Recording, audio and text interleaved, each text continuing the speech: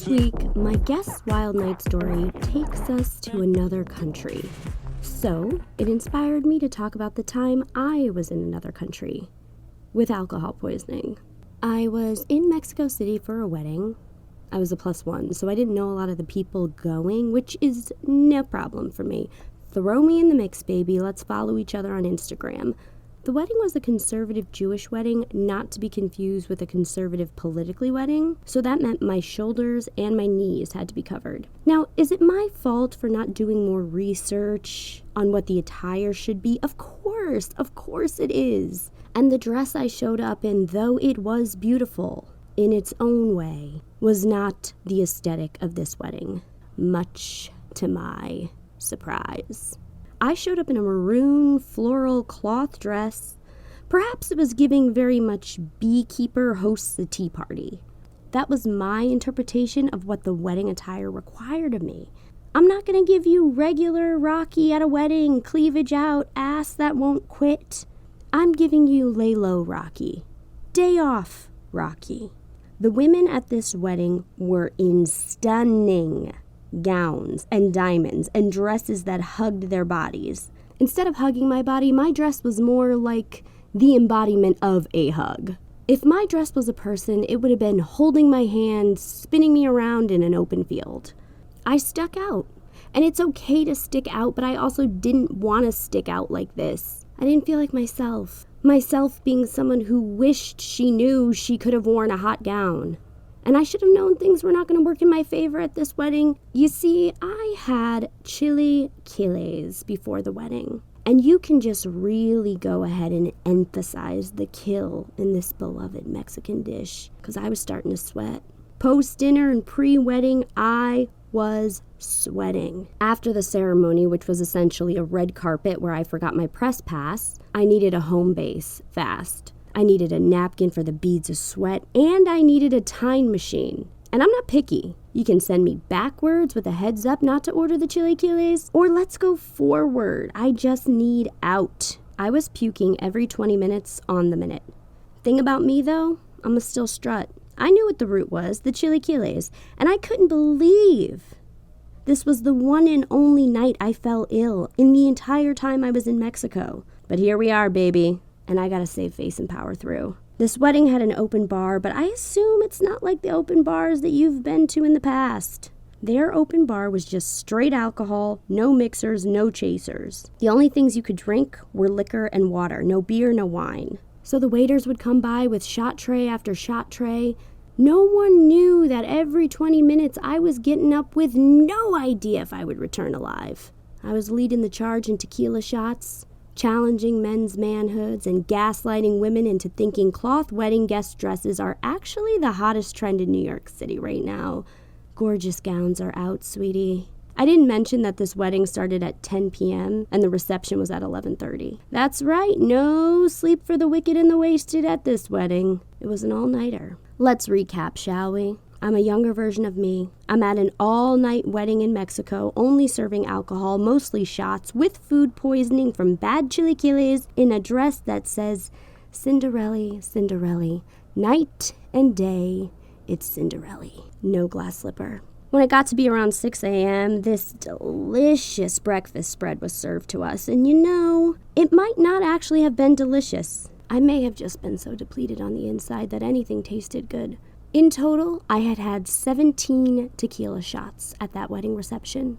17. 17. Season. Simnotsit. Tikata. Shitsi. 17.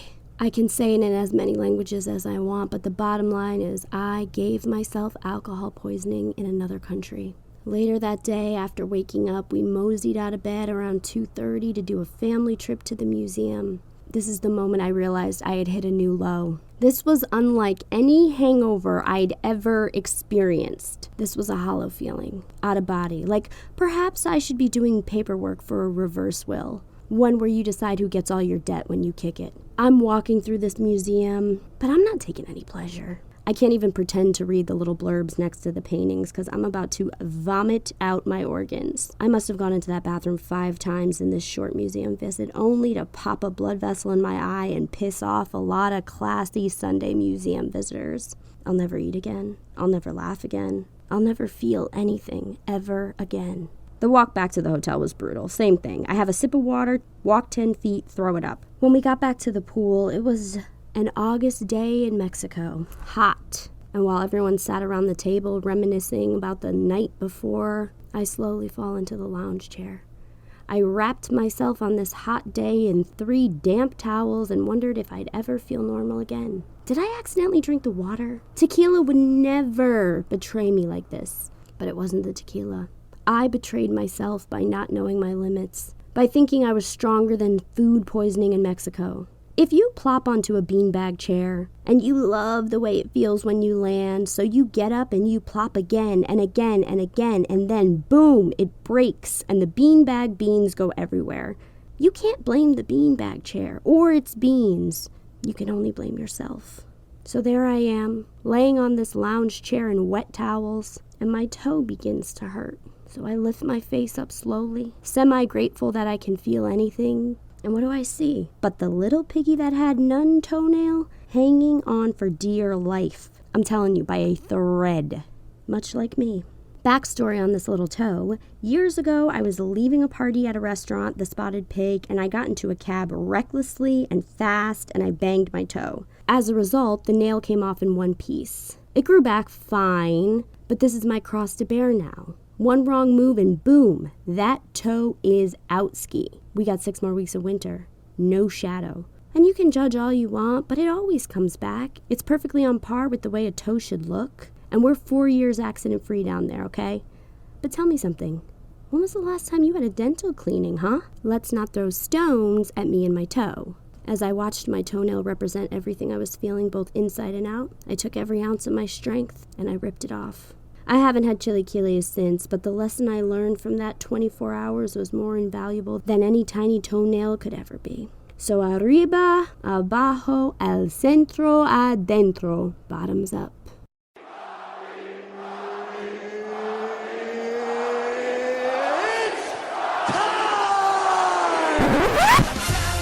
Time for Duh. Rocket Run. Duh.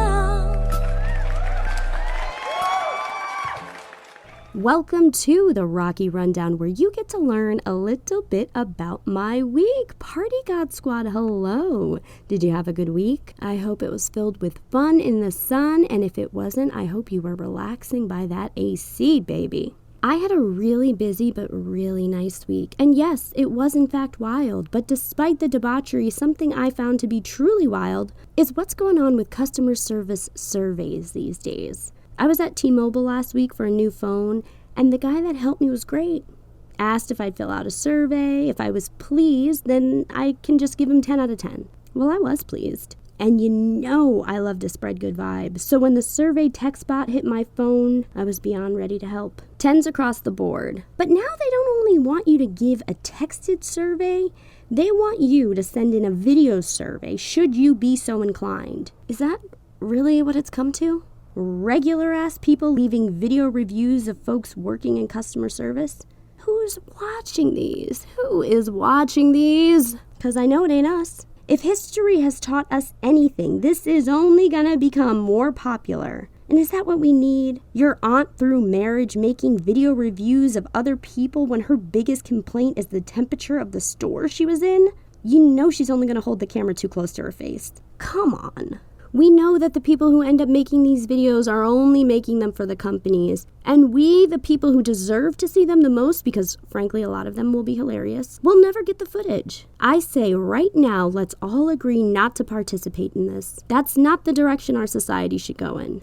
Also, if Verizon gets a whiff that this is happening, it's over. They're going to find a way to make it viewable to all of us. And that's not going to be pretty. Need I remind you, not everyone deserves a platform.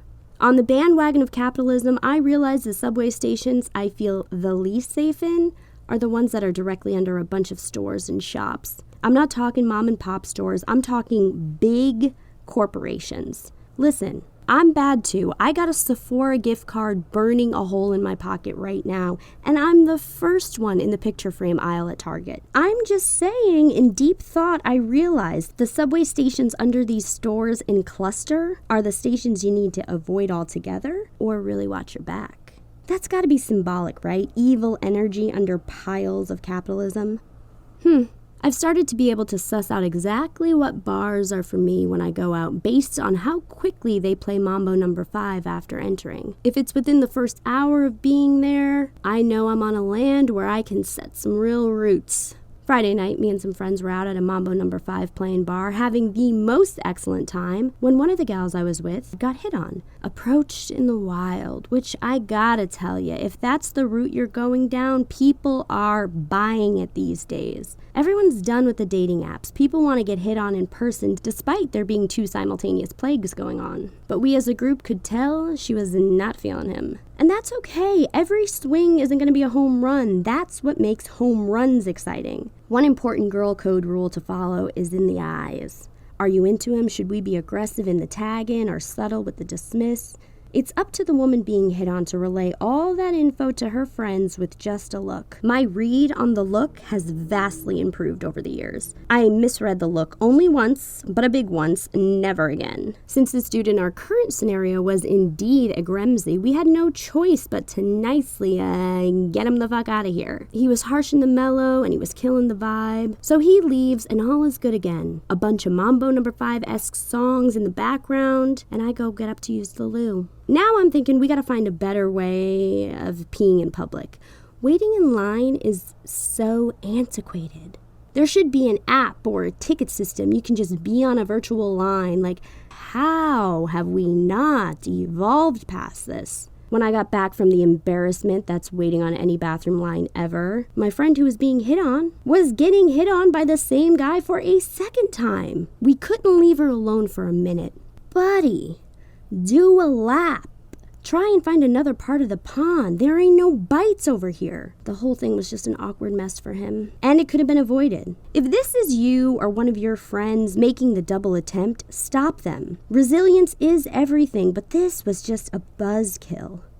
In breaking news, if you like your news 4 days cold, Pete is single. Sweet Pete. Sweet Pete. The guy who made himself a household name just by being his hot, funny self. 9 months with Kim Kardashian and they decided to just be friends. I, for one, think it's going to be okay. Kim's going to be fine, and Pete had it made in the shade, living Lux in Calabasas, and he too is at the beginning of what could be one of the most exciting lives ever. I always heard it was bad luck to get the person you're with's name tattooed on your body, and as a superstitious person, I can see why. But isn't it kind of a little hot?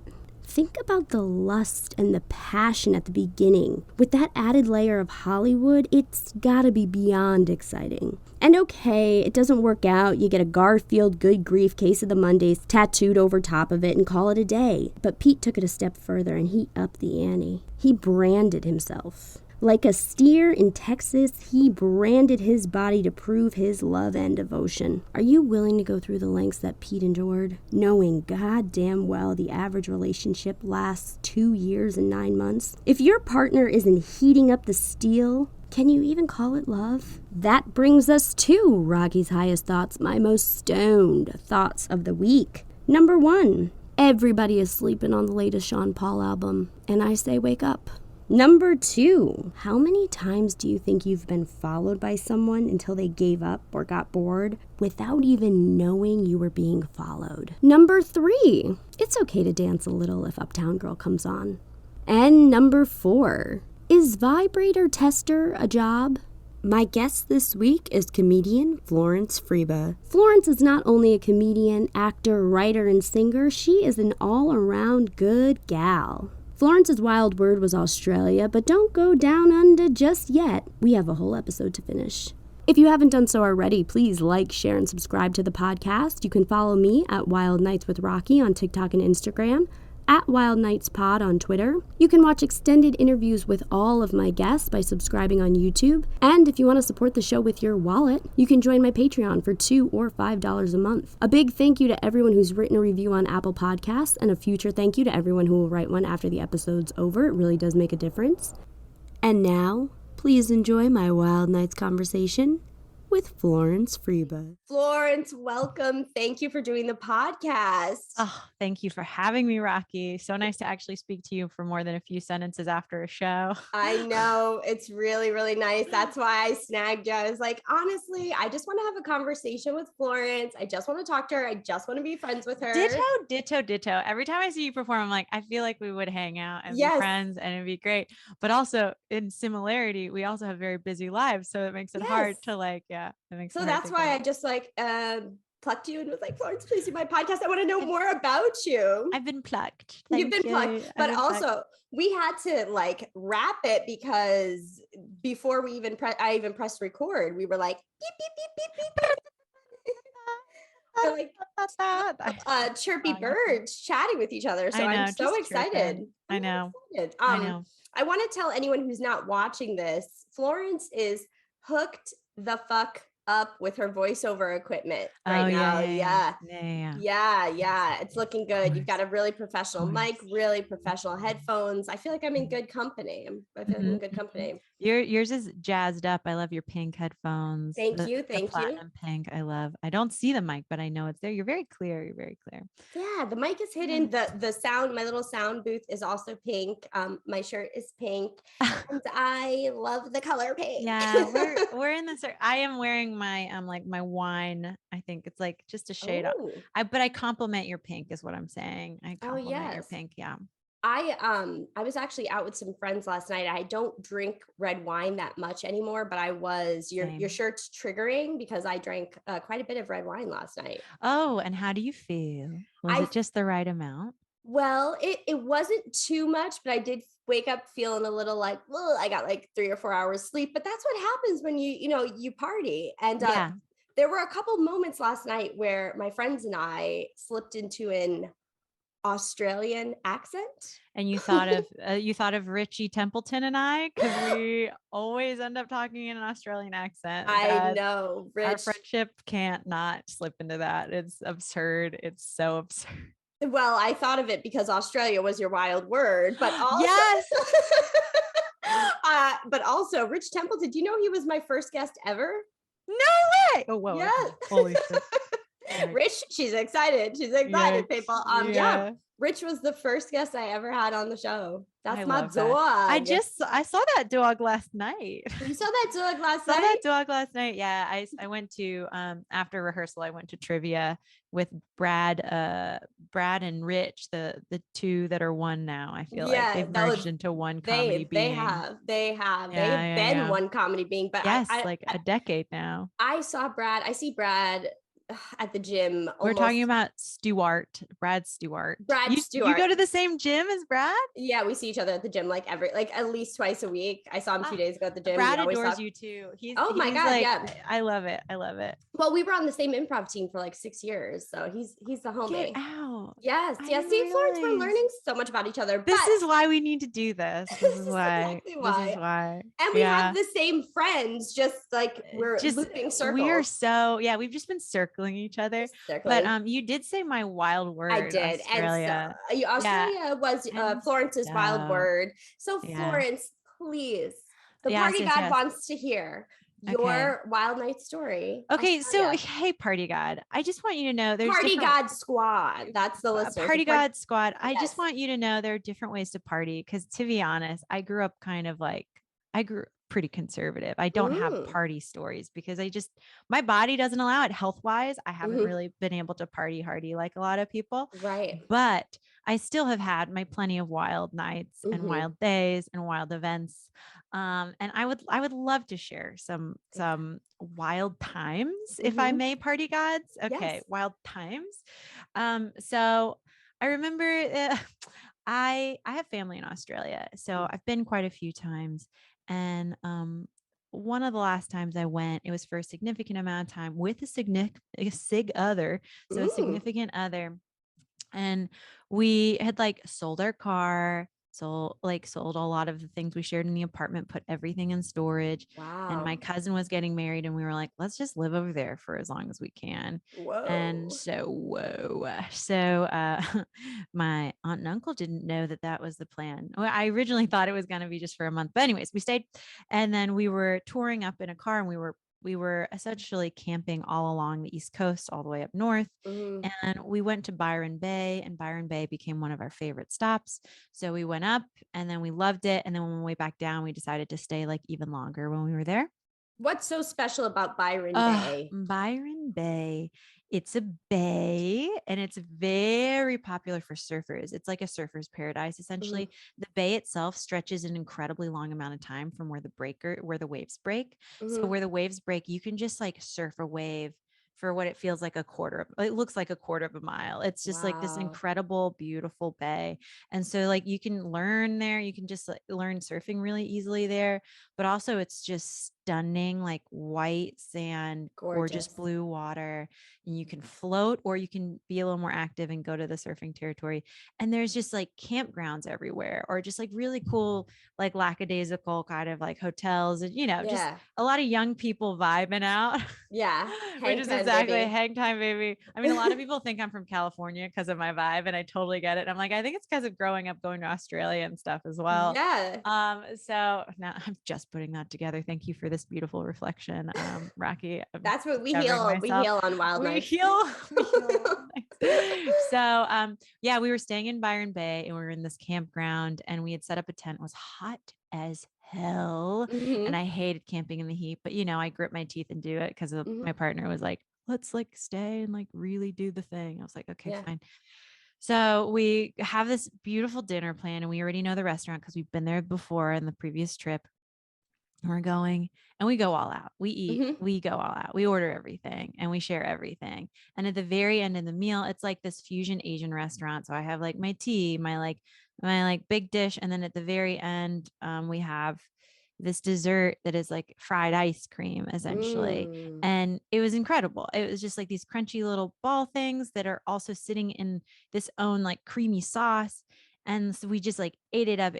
And then Yeah. we were like, oh my God, I'm so friggin' full. Let's walk back to the camp. And in order to walk back to the camp, you have to go from town to the water and like all the way up the shore to get to the camp. Now, I want to preface this by saying, like, just Australia. We know what Australia kind of looks like, what it's about. If you have Yeah. visited, there's like, when I was there's so many incidences, even just with that one partner, where like you don't leave the shoes outside because they have funnel web spiders that'll crawl inside, create a web because they're waiting for like the female to come in, or the male. I can't Oh remember which one. my So you don't leave God. your shoes outside. Or like if you park the car outside, you don't leave the windows down because like a spider, a big old bug, something will crawl in, and it will cause a wreck. It will cause you to hurt other. Yeah, it's just Yeah. life threatening everywhere because these creatures are actually poisonous and venomous, They're and they're dangerous. dangerous, and they're everywhere. So even when I went scuba diving, we had to do full head to toe body suits because it was the irukandji season, and they are microscopic jellyfish that historically people were going into the water. There were no jellyfish. They'd come out and then they would just die later. They'd have like cardiac arrest, and they were like, what the hell is going on? And a scientist like took a scoop of water and discovered all these micro jellyfish that Oh my were God. collectively stinging people to the point where they would like have cardiac arrest and die. So you Oh have to my like wear God. full body suits, right? Full body suits, like to go scuba diving. So it's like, I didn't care about the sharks. I cared about like, there's always something else to one up the thing before. Yeah. And Yeah. then this one time when we were in the car, this was all on the same trip. Yeah. My partner and I were in the car, and all of a sudden while we were driving, and it was like on these like windy roads, we hear zzz, No. zzz. And in the rearview mirror, I look back and I'm like, oh, there's a hummingbird in the car. And so we like pull over, and I open the door, and what is it? It is a bee thing that is like 3.5 inches wide, and it is buzzing and hitting the window. Trying So to get like, out. so it's time to get out. So we just like abandoned the car So we can, because you can't drive with that. We don't know. We don't know if it's like Yeah. extra. We don't know what's going on. We're not like versed in what kind of Australian bee this is. Yeah. So there's just like constant, just a high alert, Dangers. constant high Yeah. alert. And I have to preface that because like it's really important. Like, see, even on this beach, they have something called ghost crabs. Like, so they're very white, but they will appear and just disappear. And for me, that's enough. That's enough for me to like, that's enough to be like, here goes crab. I'm good. So it's like nighttime after dinner. We're walking back to our camp. And then like on the way, like we're both walking side by side. I'm in a beautiful dress, long flowing dress, and we're like just like going and it's gorgeous. And then all of a sudden I'm like, I don't feel good. And he's like, I don't feel good either. And then like I let out a little toot and it's like not a toot. And I was like, hang on. Like you just see me go, stop. And I go, hang on. And he goes, at the same time, he's like, oh no. And I'm like, oh no. And like all of a sudden, both of us, it's like our brains flash to the dinner and the dessert. And we're like, we just ate a bowl of like heavy cream. Like, let's just admit that we just ate a bowl of heavy cream. So suddenly my brain is going into panic mode. And I'm like, okay. It's nighttime, but there's still some lights and there's families and there's children. And there's like only so much space that like only so far we can go so fast. So I'm looking at the tree line and I'm like, no, because that's Australia, as we just discussed. I'm looking at the water. I'm like, no, sharks, Australia, jellyfish, no. And then I'm looking at like the sand. I'm like, ghost crabs, no. So I'm just like in pure panic mode. And I'm going, I don't know where to go. And we both decide like it's time to sprint and it's every man for themselves. So we just like start sprinting. So then all of a sudden we're making it. We're getting there. I see the light, which is the light at the end of a dock, which is our goal because that dock leads us to camp. And I remember just like getting up to the dock, and this is all such a blur and I'm doing my best, but I remember getting up to the dock, but then a family walks down and Philip looks at me. He's like, I'm not going to make it. And I was like, no. There's a kid. You have to make it. Yeah. And he was like, no. And then like, we just looked at each other and I was just like, I don't have time for you. So I like sprinted and I like did not take note of him. And so, I get to the bathroom door, and the thing with these camps is that like you rent a spot, right? And then you share these showers and everything. Every door has a lock, has a code on it that they give you upon entrance so that no stranger can just walk in. Okay. So like I get up to the door and I remember going, like my brain is at the point where I'm just like, fuck, like sweat. Yeah. I'm like, I made it this far and now there are people and there are lights everywhere. You can't, and I'm in a dress, so I can't, and I'm wearing a thong. So there's like no escape. Like I have no route. Yeah. And then I remember I hear clunk, clunk, clunk. And like my partner at the time makes it to the men's door. And so like, I think I willed memory. And I was like, I don't know what the code is. And then suddenly I was like, took a deep breath. And I was like, these are the numbers coming to my fingertips right now. And it was like 5061. Yeah. And I get the green light and I go in and I friggin' make it. I absolutely get in there and I make and then I'm like, so relieved. I did throw out the underwear, of course, but thank God. Of course. If you're going to do it in a dress, it's the best because the dress, honestly. But then I come out and I'm like, sweet relief. And I go to the hot ass tent and I'm like waiting. 5 minutes go by, 10 minutes go by. And I'm like, oh no. And so I go back to the men's bathroom outside the door, and we have this whistle that is like an acknowledgement of each other without saying each other's name. So I just do the whistle. I'm like, very sweet. Yeah. and then he whistles back and he's like, I didn't make it. Oh. And I said, what happened? And he went, I couldn't remember the code. So he goes, boop, boop, boop. And it goes, and his body just is like, no, that was it. You had one chance to enter the code. You had one chance to get the green light. That was it. Didn't make it. And now he was stuck in there because he had like made a mess everywhere. He just. And so, and then I was like, don't worry, I got you. I'm going to bring like clothes, et cetera, et cetera. And then I'm bringing clothes back. And I just remember giving it to him, and he goes out of the stall to go in the shower, and somebody walks in and goes straight into that stall. And we both were like, oh no. person does not come out, like just straight up. Well, they like it. They're into Does it. it? They like it. They're into it. We were like, I think they were so terrified and understood they had just passed the person who had done this. Yeah. That they were like, I can't come out and make eye contact with. There's like just too much shame and Yeah, anxiety attached to this. So I was like, I just remember it feeling overall like, oh God, what is that Nickelodeon show? Temple of Doom. Like it just felt like the whole thing felt like the Temple of Doom, where it was just like somebody's got to get the flag, and whoever gets it first is A like race the winner. against the Race clock. against the clock. Yeah. And I was like, I won. I made it. Yeah. I made it. And of course, yeah. So that was my overall wild Oof. night. It was just a very stressful, it was more of an event. Yeah. But all of those things collectively, between Australia being Australia and everything else, was a wild night. So Yeah. I'm sure that's unusual in the sense that we weren't drunk off of our bonkers. No, I loved it. I loved it. Not for your partner, but I did love that story. Right, and right. Florence, I have to congratulate you.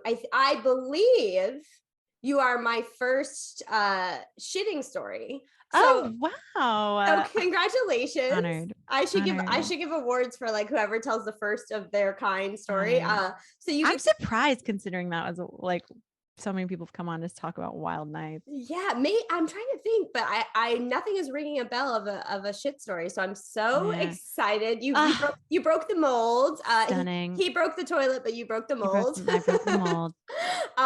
Yeah, isn't it crazy how everyone has a shitting their pants story, or everyone has it. Getting close. What are the variables? It's an inevitability. Yeah. It's important that people know that though, because like they should know that none of us are exempt.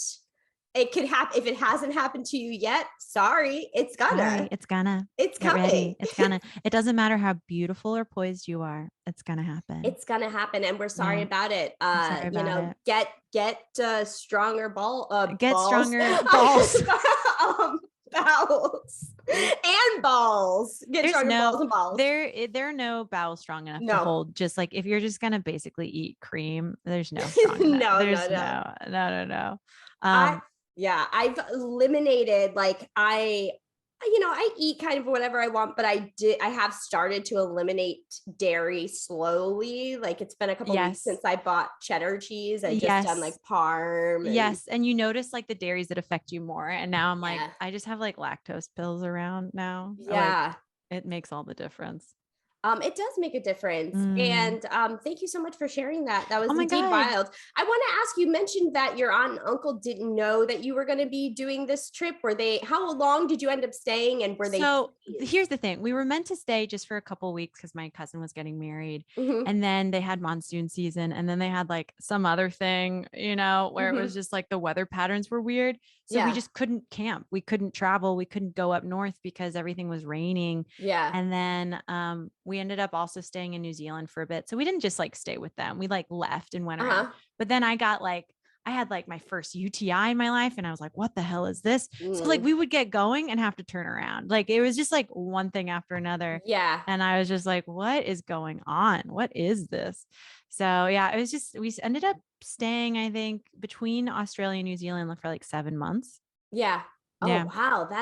We sold everything, put everything in storage, and I had like 3 serving jobs, and I just banked, and the plan was Australia, then New York, but he bailed on New York, but also I bailed on the relationship. So we just weren't good. Yeah, it happens. Yeah. Yeah. Everybody ends up where they're supposed to end up. Yes, we do, Rocky. Yes, we try to believe that. We try to believe it. If it's, what is the saying? If it's not something, then it's not over. If it's not okay, then it's not over. Yeah. If it's not, I agree. Yeah. If it's not okay, it's not over. But also, I think there's just like a learning of not to judge it while you're in it. And like, cause judging it adds on to it, like compounds the bad feelings, where it's like a bad feeling can just be like, well, this kind of sucks, but it is also a part of being alive. So instead of being like, move it, get it out. Yeah. We're meant to make mistakes and learn from them and grow from them. That's the point. So being like? Florence, I want to ask a little bit about you. So we know each other through the improv community. We both Mm. perform at the Armory, at the Tank Theater, and have for quite a few years now. And you are super funny. You're always on stage, just so everyone knows, if you ever get a chance to see Florence live, you're very, very controlled on stage, but Interesting. hysterical. But in a way that's just like so committed. You're always so committed to your characters, and you're so hilarious. You do incredible accents. Your accents are always on point. I just love watching you as an improviser. Thank you so much. Yeah, Thank I you. love That's it. very So kind. how long have you been doing improv? So I started improv has been an on and off love affair. Uh-huh. And then I think it always related to like where I was in my mental health and how I was doing in my personal life. So I started, I want to say in 2012. Okay. And because I moved here right before Sandy. And then I remember taking a intensive 101 at UCB and then an intensive 201. And then I was like in 401 really quick, but then I like also ran out of funds because all my savings were gone. And so then I just like worked, and then I was in production. And so then I like took years off and did like other things, like sketch and stuff like that I could manage with the schedule. So on and off, I'd say since 2018 is when I really committed to doing it. And I started becoming an intern for Ask Cat Night, and then just having access to so many incredible shows and like seeing what my preferences are and being like, oh, I can do that. I can do that. I can play that way. So yeah, I'd say since 2018 is when I really committed to figuring it out and doing it, and having also the opportunities to do it. Obviously the pandemic slowed that down, but in a big way. With the Armory, it was great because I think because they didn't have a brick and mortar to really worry so much about, playing online with them was kind of lackadaisical and perfect for me because it felt low pressure. If there wasn't a requirement to be on a show, I don't think anyone could do that because everyone was in their own state of whatever. Yeah. But yeah, it was great in that regard. And I've just met so many people who play so differently who've inspired me. Yeah. So yeah, that's kind of been the road, the back and forth road. And now I'm like in it. Yeah. And I feel so lucky because it feels like more days than not out of a week I get to perform, or I get to do something, or have something on my plate creatively outside of my 9 to 5 work schedule. So I feel very fortunate. I feel like there is a shift happening, and I'm very excited about it. Good. That's amazing. Yeah. And I would agree with the pandemic life, with the Armory, just being able to have that check in with everybody and do our little show for 20 minutes, but it still felt like some normalcy in the chaos. Yes. Yeah. I mean, that's how I met, like, well, as we said, your workout partner, my workout partner, and your first guest. Yeah. Braddy and Richie. And then I've gotten to know so many amazing people there. And I'm just so happy for the community. I feel really lucky. Yeah. I've never heard anyone call them Braddy and Richie, and I don't know if I'll call them anything else ever again in my life. I'm going to be like, hey, Braddy. Hey, Richie. Hey, Richie. And you'll see Brad and I call each other, I call him Brad Bones and he calls me Flo Beans. It was a response. It was like, very improv-y bit. Yeah, I squeeze your bones is his big thing. Yeah, he's like, I'm gonna squeeze your bones. But no, he just called me Flo Beans one day. I was like, hey, Brad Bones. And then I was like, I'm gonna break your like every time I see him, I'm like, I'm gonna break your bones. Yeah. So it's a really beautiful friendship. It's a beautiful friendship, and we love to see it. Maybe I'll see him after this. I'm gonna go to the gym after this. Maybe I'll watch him be there. Yeah, he will be. He'll be pumping iron. Anyway. And you're an actor too. Yes, I got cast in a short play.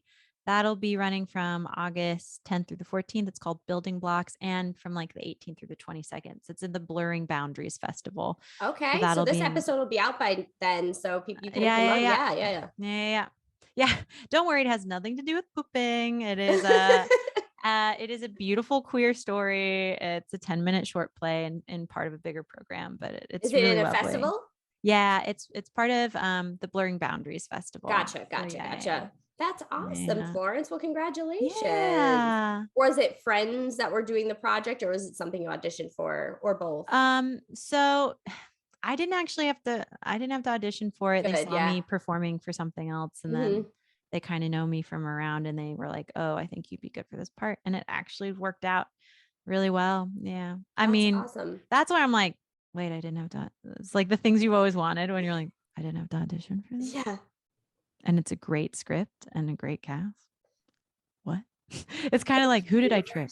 Yeah, no, you didn't trick anybody, Yeah. Florence. You're right on the path that you need to be on. So besides your play that you just plugged, what else can people see you in? When's your next show at the Armory? What's going on? Right. The next show at the Armory, well, I'm out of town the next 2 Fridays. So I think it's like in 3 Fridays or 4 Fridays. I don't know. Follow the Armory for that. Follow the Armory for that. I'm in the JTS Brown team with Brady and Richie. And then I'm also hosting the Shame Show on the 13th with Squirrel Theater. And that one's a beloved show of mine. I friggin' love that show.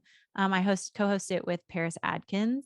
And it used to be the shit show. So it's like just experimental comedy. We just want people to like low pressure, like zero pressure, below zero pressure, and just experiment and try some stuff. And so now it's called the Shame Show because shame has been the topic that's been on our mind recently. The Shame Show. And what did you say the date of that is? That is Saturday, August 13th at 10:30 p.m. So I have the play before at 8 p.m. And then I'm going to go do that show at 10:30 p.m. Schedule is popping off. You're popping off. You're a lady about town. Yeah, it is. It's intense to have like your own personal life outside of this all right now is wild, but I'm doing it. I'm going to dinners. She's going to dinners. I'm going to dinner after this. That's why I'm wearing a dress and a necklace. That's why she's wearing her wine dress. Well, Florence, you've got dinner. You've got a hot ticket in town with Brady Bones Boy. Oh my God. I've got a whole group waiting. Wait, what about you? Do I get to ask you about you at all? Sure. Well, I didn't know if you had dinner. And I was going to do the wrap up, but you can ask me anything, Florence. I'm not in a rush. I'm not in a rush. I want to get to know you. Please, all the same questions you just posted at me, like go now answer those for me because I have no idea. Where do I even start with you? What question would you like to ask me, Florence? Okay, how about you? Okay, let's just start with your improv story. Like, how long have you been doing it now? Where did this come from? Where I know you host right now shows in person as well. You're a creative wonder. You're blossoming. You're everywhere. I admire your comedy. Okay, now this is my show. Welcome. This is your Wild Nights with Florence. Wild Days with Florence. All right, Rocky's got the nights. I got the days. Rocky, what's your wildest day? Oh, my wildest day, Florence. That is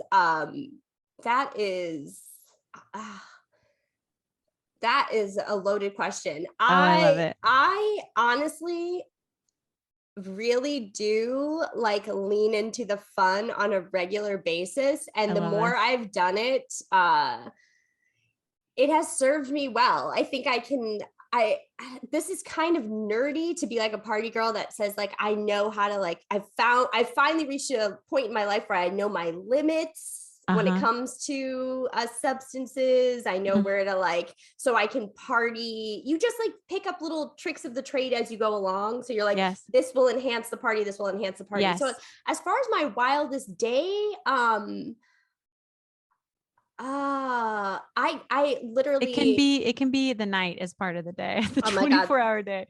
The wildest. I mean, last night was fun. I went out with my little squad, my friend Isabel and Asher and Will. We just did their podcast where we talked about diarrhea on the podcast. Incredible. So it's in your astrology right now is to talk about the ends of things. Yes, it was in the ether. And so we went out getting afterwards. Rid of crap. Literally, right? Getting rid of.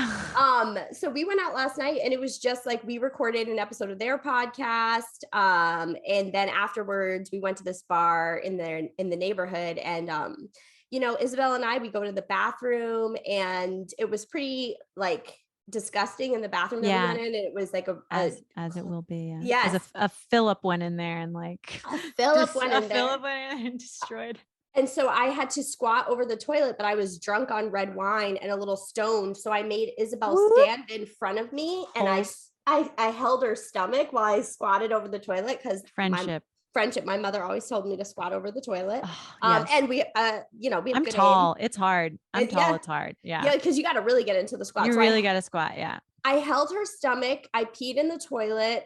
Then I went outside and we got some water for us and the boys. And somebody followed us to our table outside. This guy, we were like, hey, we're like with people. We're not interested. And Isabel, I want to say she did such a great job of like dodging the guy, but I mean, I was ready to rage all night, but it was Yeah. close to 4 a.m. So That is raging all night. That yeah, is I guess raging all night I for guess me. I It's guess raging all night. 4 is crazy. But as far as improv, I started improv in 2011, about 6 or 7 months after I graduated college. Nice. I So around wanted the same time. Yeah. Yes, I graduated college in 2010, and somebody told me that if I was going to be going out for acting jobs, if I was going to be doing commercials, I would need to get sharp on improv. So a friend of mine suggested the Pit, and Yes. I took classes there. When I finished my 5 levels there, I went to UCB, finished my advanced study there, got on a team faster at the Pit. So I was like, I'll just stay over here. Stage time. Yeah, Stage time. I will go wherever there's stage time because that's all you need to get better. that's it. And so I went Yeah. to the Pit. I was on a house team there from January 2014 till essentially till the pandemic. And then I kind of just teetered over to the Armory Amazing. couple years before the pandemic. I'm so glad you did. I'm so glad you did. me too. Me too. I love it over there. So yeah, that is kind of my improv world. I love that. I love that. And I Yeah. love that. I love your going out. Yeah, I've done that many times. I've stayed out. I've had my fair share of wild nights, just not long enough to have like a full story that was like anything else. Cause I remember I would like go to Vegas, but it's all because my parents love Vegas. And I'm like, Yeah. I'm not gonna party alone while my parents like, how am I going to get to the hotel? You know what I mean? Yeah, It's just like yeah. all that kind of like logistics. I'm like, no, but all my crazy stuff I feel like is like, I went to Las Vegas and then they sent me to like a past life regression therapist to work on my phobia of worms. But That was like my graduation gift. Or like last year, mid-June, I had like a crisis of everything and I was like really depressed. And then that's when I tried toad medicine and it worked. yeah, And I I watched like, that on Hamilton's Pharmacopoeia. oh, well, I haven't seen that, but I don't know what they say about it. But yeah, it's incredible. I'm a huge advocate for that stuff as with facilitators for mental health Yes. therapy. But like, yeah, I was like, had an ego death. I saw and felt myself die, but it also was the very thing that kind of reset everything I needed so that I could take life way less seriously than I did with all that anxiety and depression, all my attachments. So it was like, I'm doing my wild constantly. It just doesn't Yeah. feel like it anymore. Cause to me, I'm like, I think I like generally forget I have a wild life because people will be like, Florence, no one does that. Or like, Florence, no one has Right. interactions like that. Florence, what are you talking about? And I'm like, that's not normal. So yeah, I'm trying to better gauge on what people find wild. Cause for me, I'm like, nah, I don't know. It's all pretty normal now. You just, go take some toad, see yourself die, come back.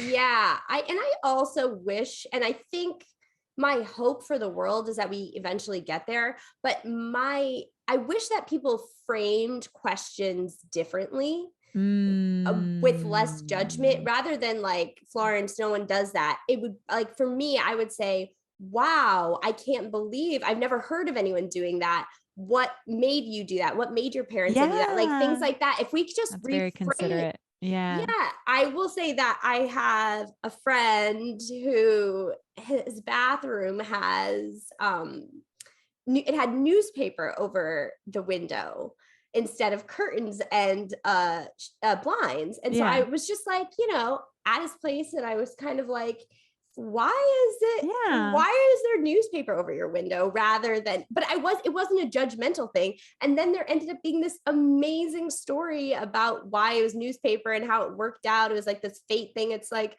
so you know what, just ask people.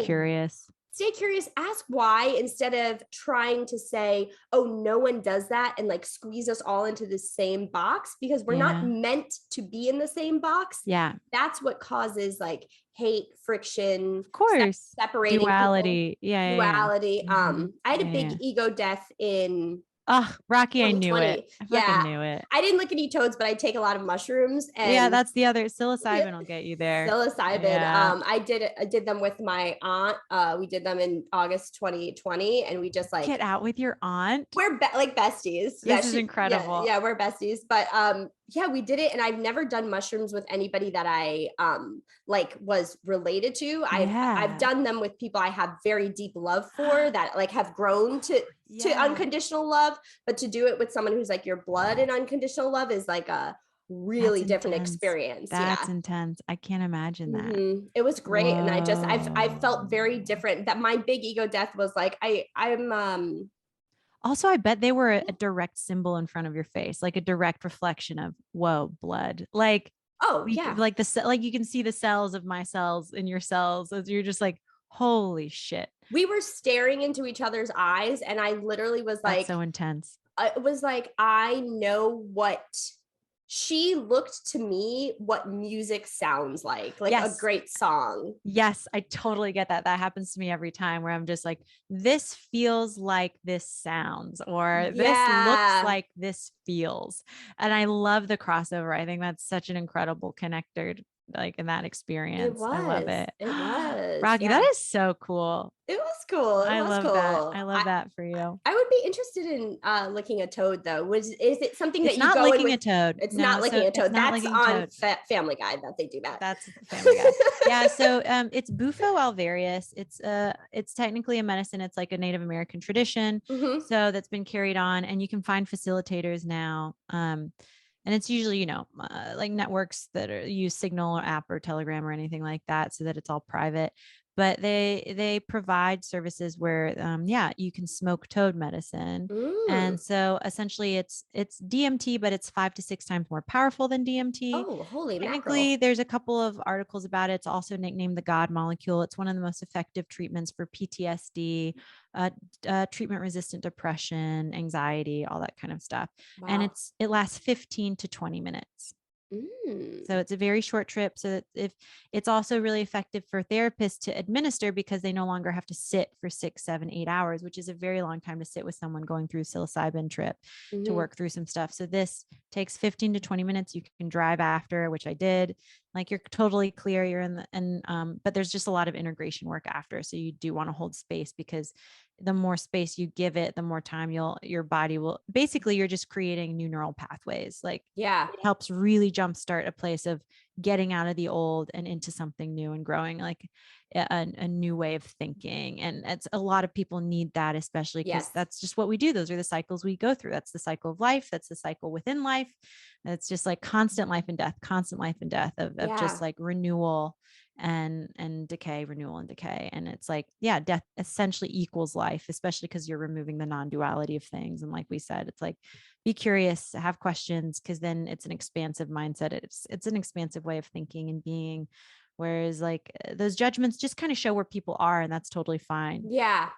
That just shows where people might have a pain point or fear or whatever. And those are beautiful indicators. And it's also a really good indicator for someone who's been through it, because then they can like, have more consciousness around whether or not they want to like engage in it or save their energy for other things. Wow. How very well put, Florence. I knew we Did were go going to off. be friends. Yeah. It's done. And then we like It's a blood done. oath. We just like, Yeah. You can't see, but we you can't see it. but we're doing a blood oath. It's done. It's done. The deed has been done. The Yeah, deed has I been done. agree. I think my wish for anyone listening right now, in the next week, if you are met with something that you immediately feel a judgment about someone else, that they're telling you something, ask them why they did the thing, because you might get a cool story out of it, and you might learn.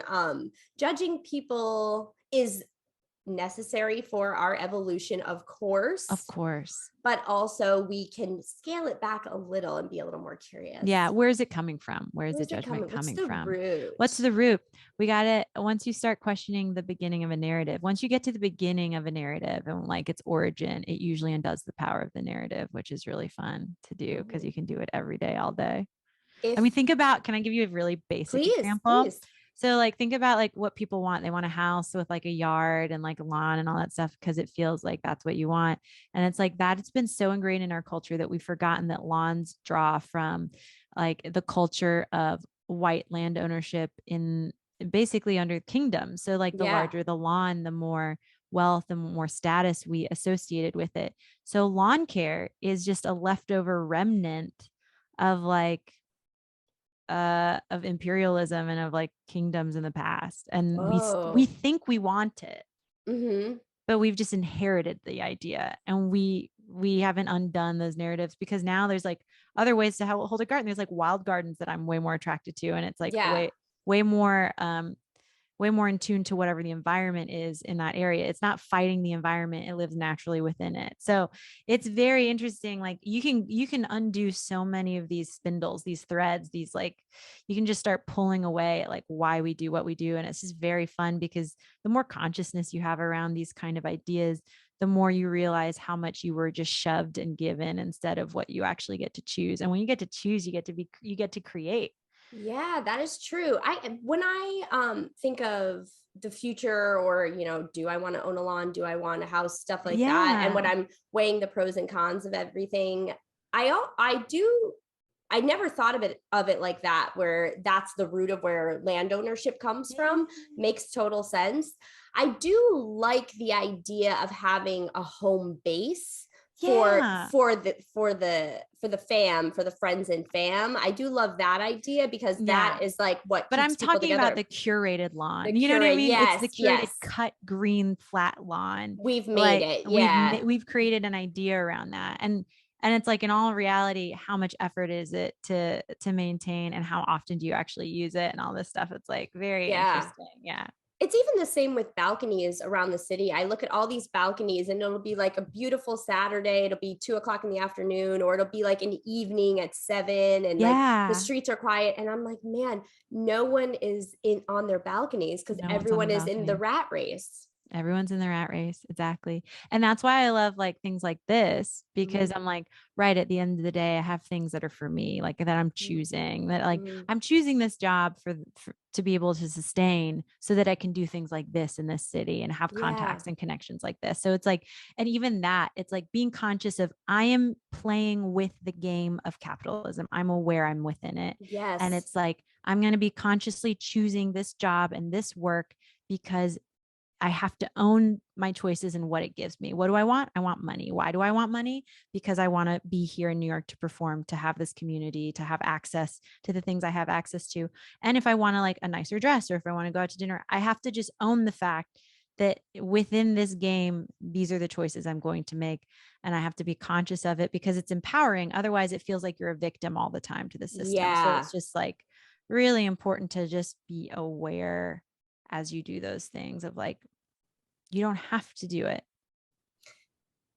You don't have to do it. Don't I have I, to do I it. waitressed for a really long time. I was a waitress for 11 years in the city in different places, and up right up until the pandemic. And I always thought, if I didn't have a waitressing job, what would I do? How would I Mhm. live? How would I keep a roof over my head? And Yeah. now I don't. And I'm 1,000 times mentally clearer.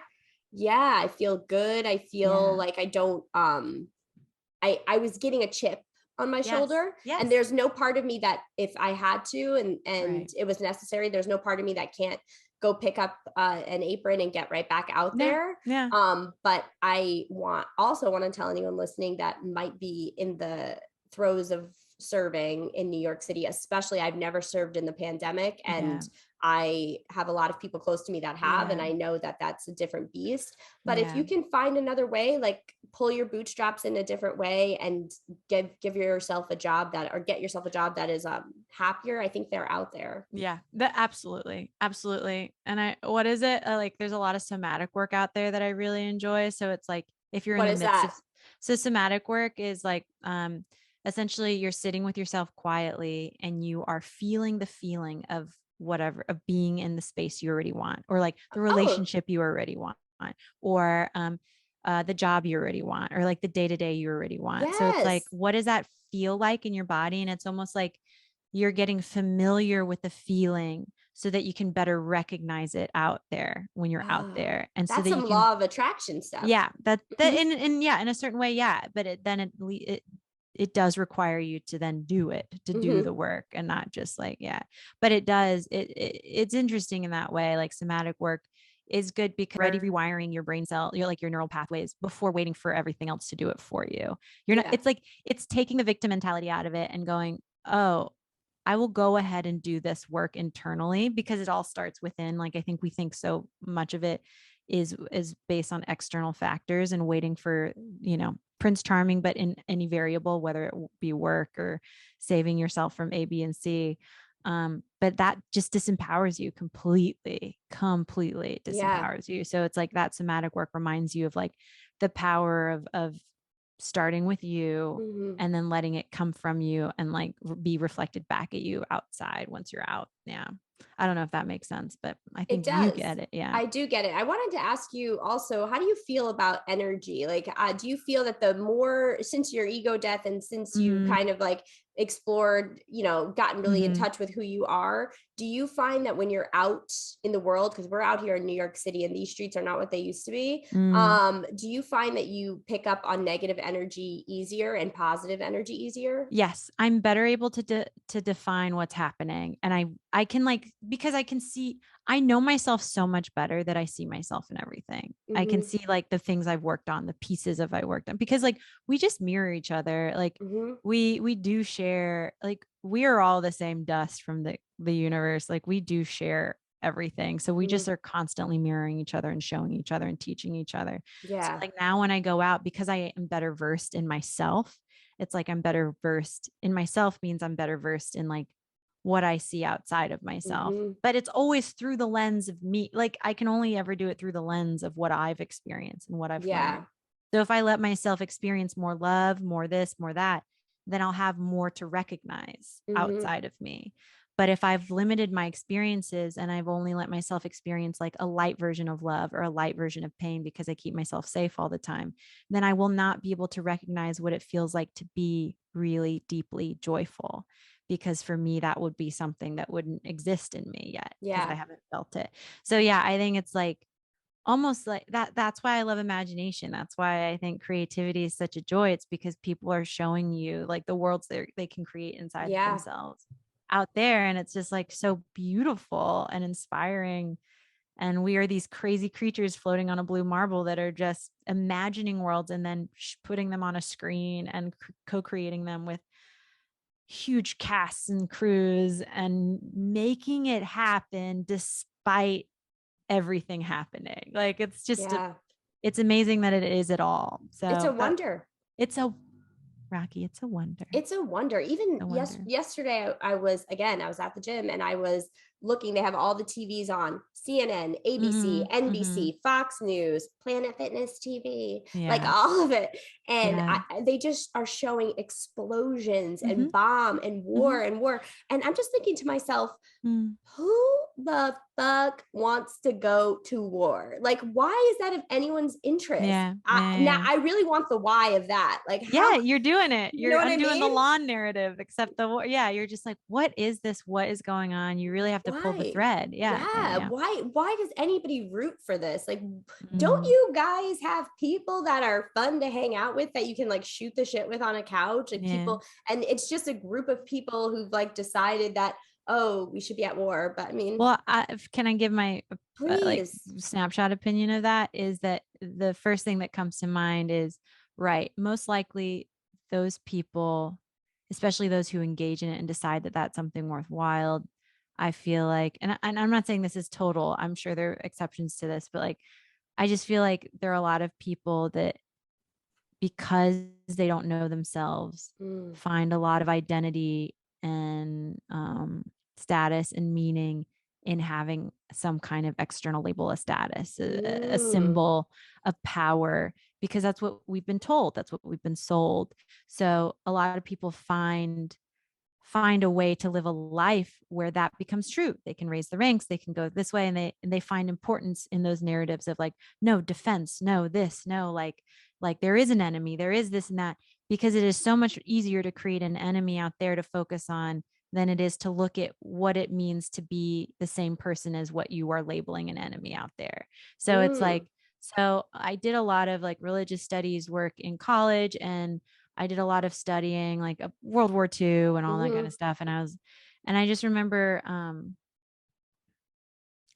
just when you actually read into any narrative, like All Quiet on the Western Front or anything mm-hmm. like that, and you just go down to the singular narrative, it's a scared 19-year-old kid that doesn't want Yeah. to be in war, that the government is like forcing them to be in war. Their family will disown them out of shame if they don't go to war. Yeah. So here's this person that feels like they've been stripped away, and here they are looking at a labeled enemy, and they're going, there's another 19-year-old kid who looks scared shitless and also doesn't want to be shooting at me. How did we get here? And it's just like, right, we have disempowered all these people with these power structures. But when we really look down at the atom, when we remind ourselves what we really are, we're just being and a being. And we've lost connection to that when we create those kinds of structures and those kinds of like, when we create war, we've lost what we are, because we treat each other like things that aren't these magnificent things. That the fact that you're even born a human is not, it's incredible. And we've lost that value system, because we found value other places. And to me, that value system is connected to knowing yourself and knowing what you are, which is a being, not just the labels you are, not just a man, not a woman, not whatever sex, not whatever gender, not whatever other, like whatever ethnicity. Those are just labels. Who the fuck cares? Like, play with them. Sure, they're beautiful. But at the end of the day, like, if we couldn't see each other, all we would know is that we could feel each other's presence as beings, and we wouldn't be able to categorize each other the way we are, unless it would be like, thought process and stuff like that. But still, it's just like so much of it is just the idea that these labels are so important, and we take it to heart.